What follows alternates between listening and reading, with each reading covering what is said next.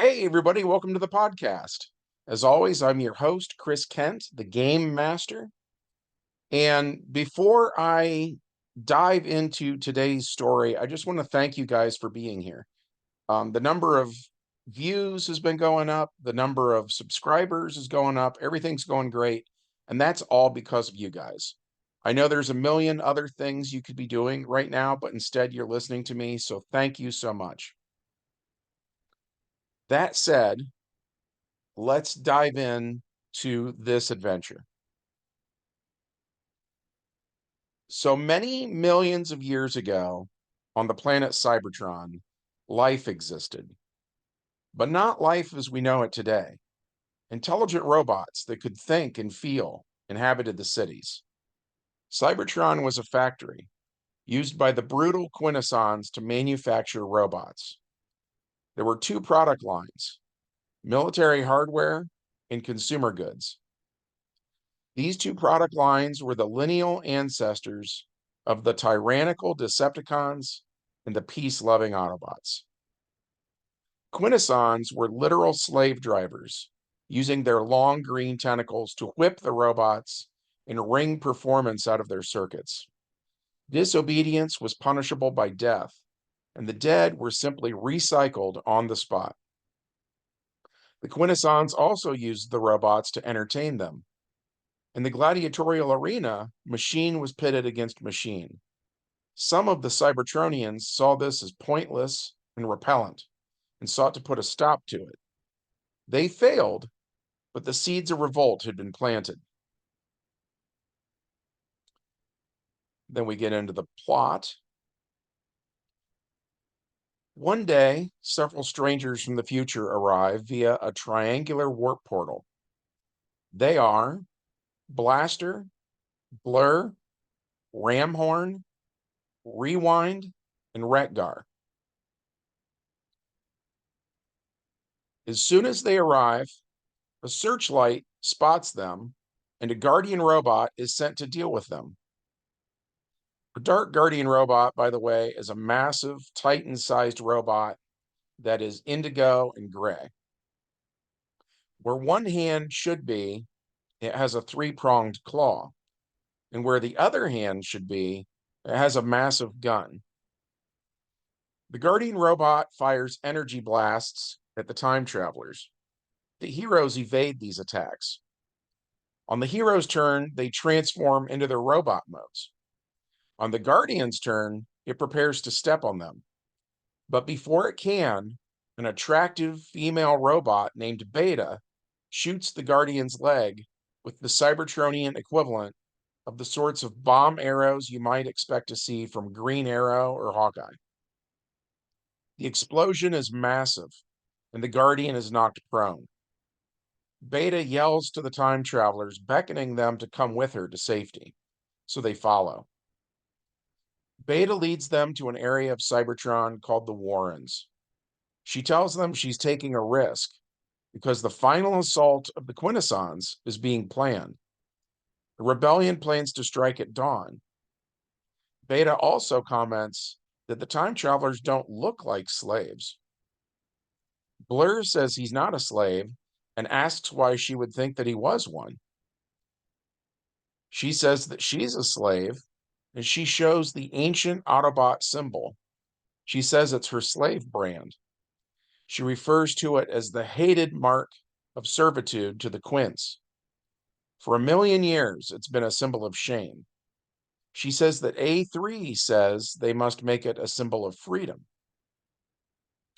Rewind realizes that his group is in the past, when the Quintessons still occupied Cybertron. When he says this, Blur says, "Past? How can we be in the past?" Beta introduces the time travelers to the rebels, and the rebels include the player characters. Characters like Bunker Buster, who was played by my brother-in-law, as well as Praetorius Minimus, played by my son, and Draconia, played by my daughter. Rewind asks Beta where this A3 is, and she explains that he's missing. She says she was looking for him when she found them. Time is running out, and with or without A3, they have to attack at dawn. So the heroes head to where a group of 3 Guardian robots are stationed. The heroes use stealth and hide behind metal pillars. They tell Blur to use his super speed to get the attention of the Guardian robots. Blur doesn't want to. And as the heroes bicker, Ramhorn, who is a robotic rhinoceros, charges. Snipers in the towers see Ramhorn and open fire. He gets hit, taking some damage, but he keeps going. He rams into the nearest Guardian robot in the shin with his strength of 16. He rolls a 13, earning 1 column shift. So the Guardian robot takes 4 points of damage. Ramhorn fully has the giant's attention. Beta fires another bomb arrow into the chest of one of the Guardian robots. Whatever sort of explosive she's using packs a 20 AP wallop, and Beta rolls an 18, getting 3 column shifts. The robot's chest explodes, and it takes 10 points of damage. That's half of its hit points in 1 blow. The Guardians return fire, shooting at the player characters. And while it does 20 APs of damage when it hits, its aiming ability is only 6 APs. And even then, they are multi-attacking the heroes, making them even worse shots. A dozen more Guardian robots walk to the scene of the battle. The rebels use demolition to bring down a huge metal wall. As it falls, the Guardian robots catch it. And while they literally have their hands full, everyone opens fire, destroying that wave of Guardians. One of the Quintessons flies overhead in a copper-colored metallic hover throne. He addresses everyone, saying, "Slaves, we have observed your futile efforts at rebellion with much amusement, but our appetite for entertainment has been satisfied. You will now put down your arms and return to work, or the Dark Guardians will incinerate you where you stand. Decide quickly."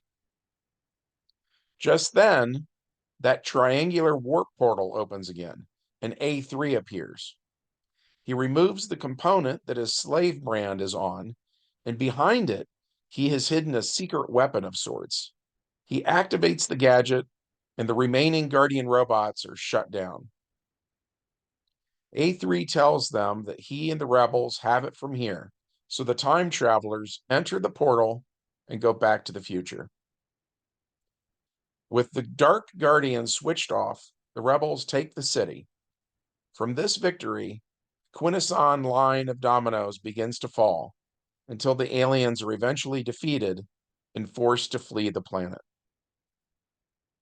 For 2 million years, the military hardware and consumer goods live in peace. Then we get into the epilogue, which takes place in the year 9 million BC. The violent military hardware robots are now known as Decepticons. Their violent instincts get the better of them, and they become restless. So the vile Decepticons seek conquest and turn their aggression against the consumer goods, now called Autobots. A series of conflicts ensue, with both sides claiming victory at different points in time. Ultimately, never having been designed for combat, the Autobots realize the futility of attempting to match the Decepticons' strength and firepower, and instead turn to stealth, reconstructing their bodies so that now they can transform. With this new ability, the Autobots are ultimately able to win the war, and they rule Cybertron for many centuries, with the peace policed by the Guardian robots, reprogrammed versions of the Quintessons' Dark Guardians. Energy becomes plentiful, and the planet shines with a healthy golden glow. This period becomes known as the Golden Age of Cybertron. So that's it for this one. We had fun playing it. I hope you had fun listening to it. If so, smash that like button. Make sure you're still subscribed to the channel. ring the bell for notifications, and leave us a comment.